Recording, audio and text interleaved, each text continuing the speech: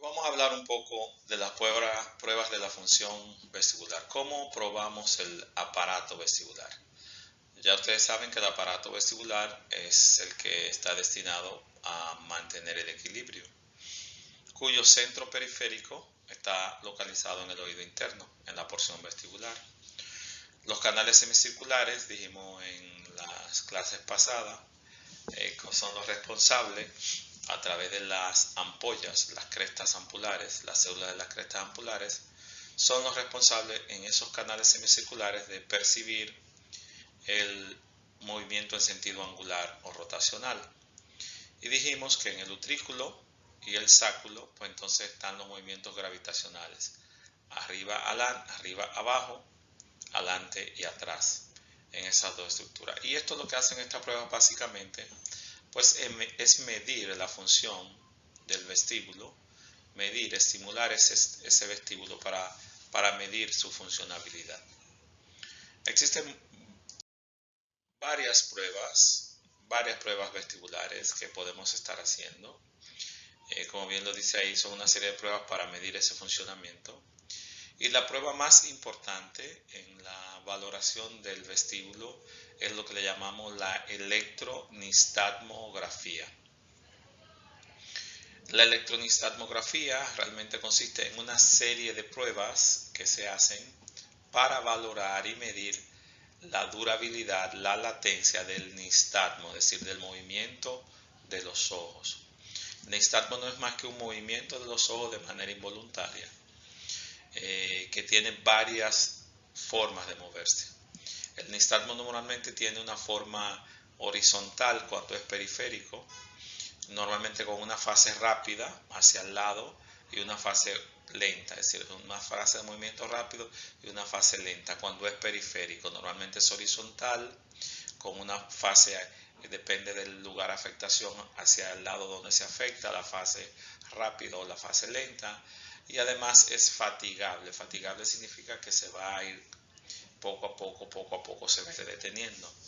Sin embargo, los pacientes que tienen nistagmo de origen central, es decir, un nistagmo que está originado en una lesión en las vías centrales, ya sea en el cerebelo o en los núcleos, entonces tenemos que ese nistagmo es un nistagmo que le podemos decir pervertido, que se puede mover en diferentes vías, no solo ya horizontal, sino que se puede mover hacia arriba, hacia abajo, torsional, giratorio, hacia un lado, hacia el otro. Y cuando vemos un nistagmo de ese tipo, entonces casi siempre vamos a estar viendo una patología central, ya sea una tumoración cerebelosa, una tumoración del ángulo pontocerebeloso, es decir, una lesión que tiene que ver con las vías centrales. Las vías periféricas normalmente tienen nistagmo horizontal, es bueno que lo recuerden, nistagmo horizontal, y nistagmo no es más que ese movimiento involuntario de los ojos, y que es fatigable en la parte de lo que es cuando es una vía periférica. Estas son las pruebas que más frecuentemente se hacen para valorar la función vestibular. Ustedes ven aquí cómo los ojitos están constantemente moviéndose. A eso le llamamos nistagmo, ese movimiento involuntario de los ojos. Hay pacientes que tienen un nistagmo que se llama nistagmo congénito. Un nistagmo congénito. ¿Y cuáles pacientes pueden tener nistagmo congénito?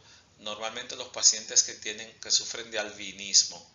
Aquellos pacientes albinos que tienen menos melanina o que no producen melanina, entonces igual va a estar ausente unas células en los ojos que producen el color del iris que va a dar protección. Entonces, como los albinos tampoco tienen esas células que van a producir esa sustancia ahí, como una forma de preservar que no toda la luz entre, porque el iris, usted sabe que el iris es un diafragma que se cierra o se abre para dar paso de la luz. Entonces, como ese iris ya no está bien formado porque faltan esas células que dan esa coloración en los albinos, entonces los albinos tienen un nistagmo congénito, pero ese movimiento lo que hace es que evita que todo ese rayo de luz esté constantemente impactando la retina, es decir, que ese nistagmo, el paciente albino lo hace de una manera de defensa. Igual hay otros pacientes que tienen nistagmo congénito y ese es el movimiento que van a tener. Podemos hacer la electrococografía, pruebas de rotación, las pruebas de impulso cefálico o VHIT, que son muy famosas porque este es un video, Impulse Test, esto es un video para hacer el movimiento de la cabeza y lo podemos grabar en los videos.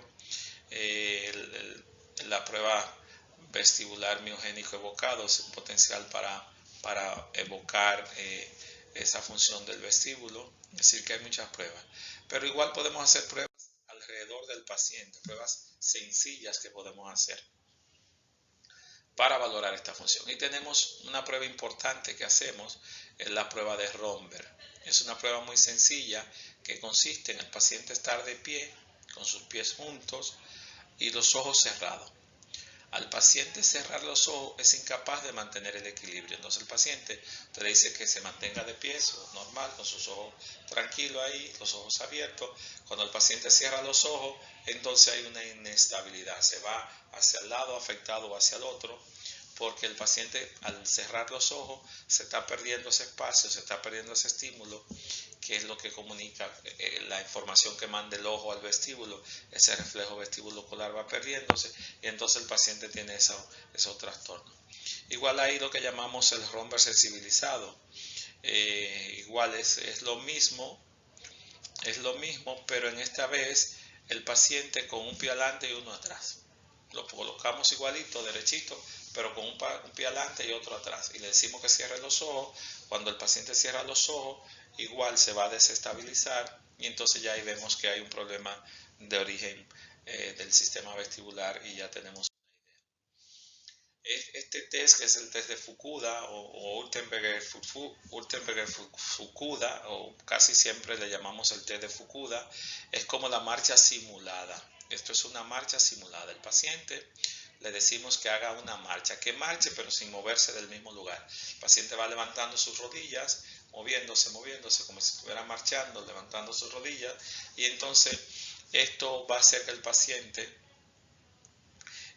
al cerrar los ojos y los brazos así extendidos, al cerrar los ojos el paciente va a tener el desequilibrio, el paciente se va a desbalancear, porque no va a poder tener su brazo abierto, marchando, levantando la rodilla, ojos cerrados. El paciente lo que va a ir a deambular y va entonces a empezar a perder el equilibrio, y eso es otra prueba que podemos hacer y vamos a ver cómo ahí valoramos también la función vestibular. Existen también lo que llamamos las pruebas calóricas. ¿En qué consisten las pruebas calóricas? Consisten en estimular los canales semicirculares, estimular el oído interno con aire o con agua a temperatura fría o temperatura caliente.